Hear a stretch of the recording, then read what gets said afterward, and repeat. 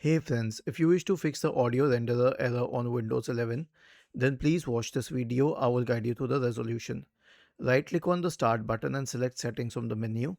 Go to the System tab on the list on the left hand side. Select Troubleshoot in the right pane. Select Other Troubleshooters. Click on Run corresponding to the audio troubleshooter and let it run. The next solution is to update the audio drivers. So search for Device Manager in the Windows search bar. Open the Device Manager, expand the list for audio inputs and outputs. Right click and update each and every audio driver that is in this list. Okay, now once this has been sorted out, right click on the Start button and select Settings from the menu. Go to the Windows Update tab and click on Check for Updates in the right pane. Was this helpful? If yes, then please subscribe to the channel. If not, then let us know in the comment section of the video on how we could help you further. Thank you for watching this video and have a nice day.